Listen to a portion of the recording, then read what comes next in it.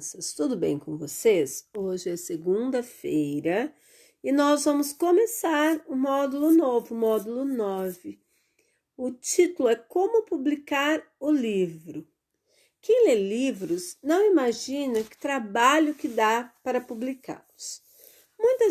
Muitas pessoas pensam que após o escritor produzir sua história, ele vai até uma editora e consegue publicá-la rapidinho. Mas não é isso que acontece na realidade, principalmente quando o escritor é iniciante. No módulo anterior, você conheceu a história de 3 crianças que conseguiram publicar seus livros. Na reportagem a seguir, você saberá como outras crianças escritoras conseguiram ter suas histórias publicadas. Será que também foi difícil ter os livros aceitos pelas editoras? Então, agora nós temos aqui no ler. Observe a página 5 da folhinha, depois ouça e acompanhe a leitura do professor. Então, a gente está vendo que aqui na folhinha tem os números, né? 1, 2, 3, 4. Como publicar um livro? Então, existem 4 formas, né? A tradicional.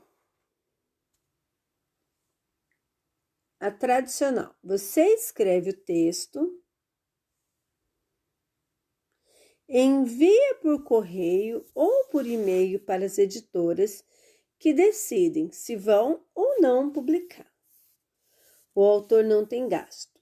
A editora faz todo o trabalho e coloca o livro para vender. É muito difícil ter o livro aprovado. A editora pode nem chegar a avaliá-lo, pode não gostar ou achar que não venderá bem. Então, vocês estão vendo que tem um dedinho para cima, que é positivo, e tem o dedinho para baixo, que é negativo. Então, na forma tradicional, tem o lado positivo, o lado bom, que o autor não vai gastar, né? Se o livro dele for aprovado, quem vai ter o gasto é a editora. A parte negativa é que, como chega muitos e-mails e muitos textos pelo correio, esse texto pode nem chegar a ser avaliado. Ou eles podem não gostar ou achar que não vende bem e não publicar. Tá bom? Agora nós vamos ver o número 2.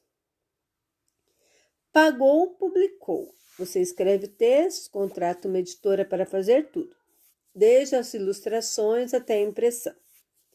A parte positiva. A publicação é garantida, não passa por avaliação. Você só precisa ter a ideia e o dinheiro, né, para poder fazer o livro. E a parte negativa. O custo pode ser alto, além disso, você que terá que distribuí-lo. A responsabilidade passa a ser do escritor, né? E o número 3 agora. Artesanal. Você escreve o texto, cuida das ilustrações, da diagramação, organização do texto e imagem nas páginas. E só contrata uma empresa para imprimir o livro. A parte positiva. Você vai participar de todas as etapas do processo. Buscar ilustrador, diagramador, ou até fazer isso sozinho. A parte negativa. Dá muito trabalho porque você tem que conseguir entregar tudo pronto para a impressão. 4. Internet. Você escreve texto, publica em blogs, redes sociais ou no site Clube dos Autores. A parte positiva. Não tem custo. No caso de redes sociais e de blogs, é possível publicar aos poucos, capítulo por capítulo, e já ter um retorno dos leitores. A parte negativa. No caso de blogs e de redes sociais, você não terá um livro impresso. No Clube dos Autores, isso é possível. Então, vocês viram que todas as formas de publicar têm um lado positivo e um lado negativo, né? Livros por encomenda. Tire suas dúvidas no site das empresas. A partir de um exemplar, preço mínimo de R$ 14,00 por unidade. Gráfica Bandeirantes. Mínimo de 50 exemplares, só imprime. Preço sob consulta. Escortese Editora. selo Pingo de Letras, mínimo 50 exemplares, a partir de R$ 1.000. E Clube dos Autores, a partir de um exemplar, preço sob consulta, tá bom? Esse é o custo para se lançar um livro. Vamos agora para a página 35. No início do texto, o que o menino está fazendo? O que significa a imagem que está dentro do balão? Então, vamos voltar lá. Tem um menininho, né? Ele está tendo uma ideia, né? Que é escrever um livro, né? Então, ele está escrevendo, tendo a ideia. A lâmpada significa a ideia. O que o menino está fazendo no fim do texto? Então, o menino está com o livro publicado nas mãos, né?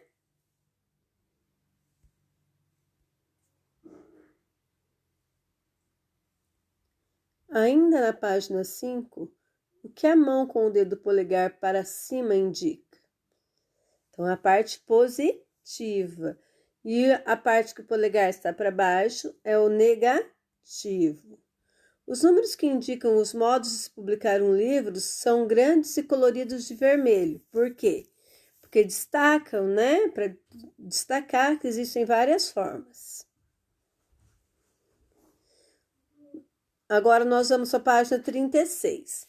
No modo tradicional de publicar um livro, qual a maior dificuldade? Então, nós vamos lá no modo tradicional, nós vamos na parte negativa.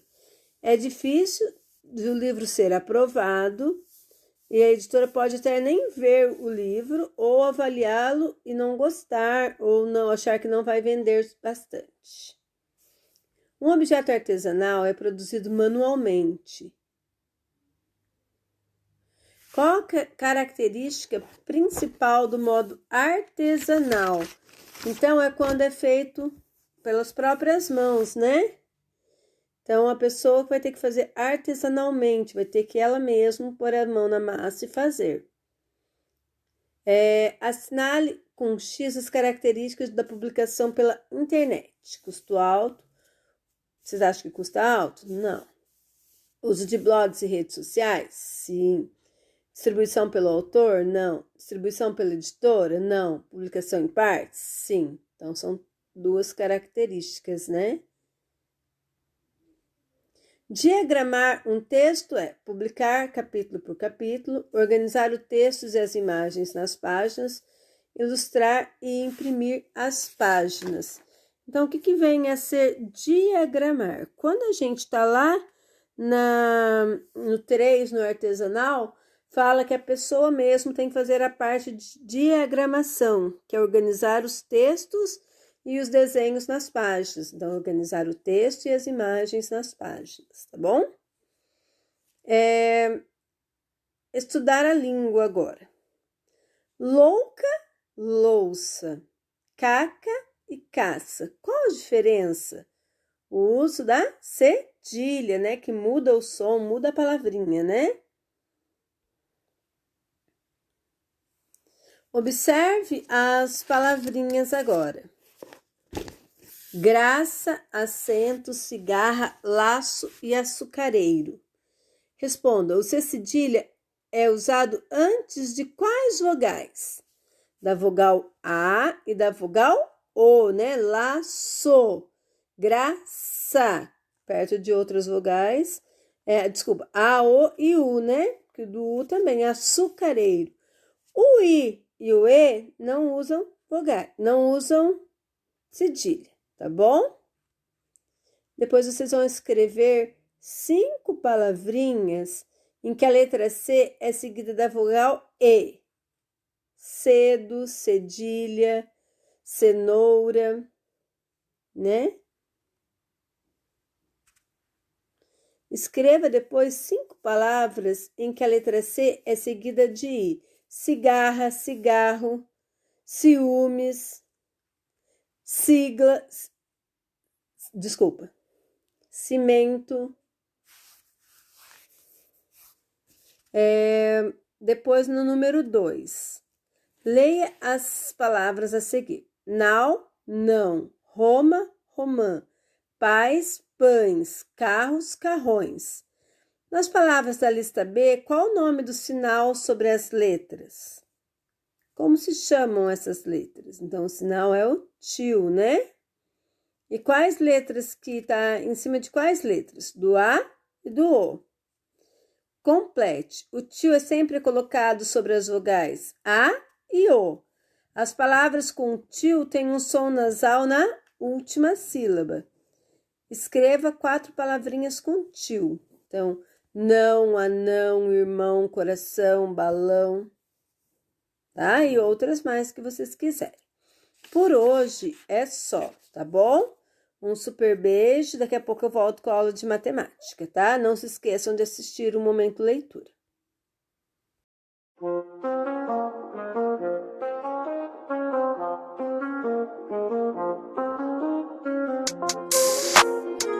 Bom dia, crianças, tudo bem? Eu vim aqui hoje para a nossa aula de matemática, que é sobre classificar prismas e pirâmides. No nosso cotidiano, a gente encontra vários objetos que têm uma forma parecida com sólidos geométricos. É a casquinha de sorvete, a pilha, o cubo mágico, a caixa de presente, as barras de chocolate e uma bola, né? Então, todos eles têm formatos semelhantes a sólidos geométricos. Essa atividade 1, nós não vamos poder fazer. Por quê? Porque tem que formar em grupo, com os colegas, escolher um critério para classificar os sólidos. E como a gente não está com os colegas e vocês não estão com os sólidos geométricos em casa, a gente não vai fazer ela. Nós vamos lá para a página 180. Aqui nós temos a classificação dos sólidos. Os sólidos geométricos, eles podem ser classificados em poliedros e não poliedros. Poliedros é quando ele possui, a base dele possui linhas retas. Então, é o caso do triângulo, do quadrado, do retângulo, dos pentágonos, dos hexágonos, etc. Então, tudo que tem a base, aqui embaixo, a face, né, a base, com o formato de linhas retas. Então, aqui tem os quadrados, o triângulo, né, a face tem linhas retas. E os não poliedros é quando a base, ela tem a forma de um círculo. No caso do cilindro, do cone. Então, eles não têm uma base reta, tem uma base circular, tá? Daí são chamados não poliedros. Então, poliedros são formatos retos, linhas retas. Não poliedros, quando tem a base em forma de círculo. Então, agora vocês vão desenhar aqui para mim na atividade 2. De um lado os poliedros e do outro os não poliedros, tá bom?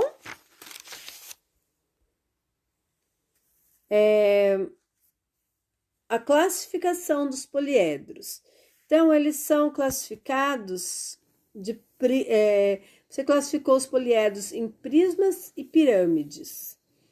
Poliedro é chamado prisma quando tem duas bases e faces retangulares, faces laterais retangulares.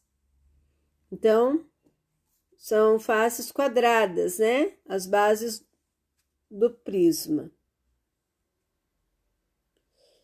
E tem o prisma de base triangular. Então, são dois tipos. Ou eles são de base quadrada, ou eles são de base triangular, tá bom? E o poliedro, ele é chamado de pirâmide quando tem apenas uma base. Então, o prisma é quando tem em cima e embaixo. Olha só, ele tem aqui em cima e tem aqui embaixo. Então, são duas bases, estão vendo? Aqui no triângulo também, ó, tem uma base em cima e a outra embaixo. Já na pirâmide, não. Só tem a base aqui, a face aqui embaixo, olha. O pirâmide de base quadrada e a de base triangular. Elas não têm aqui em cima o mesmo formato daqui. Vocês estão vendo? Então, só tem uma base, né? Que é uma face que é chamada de base. Então, a diferença de prisma e pirâmide é essa. O prisma ele é igual em cima e embaixo, e a pirâmide ela é diferente. Embaixo ela tem a base e em cima ela não tem base, tá bom? Por hoje é só. Eu volto na próxima aula para a gente continuar. Um beijo, até amanhã.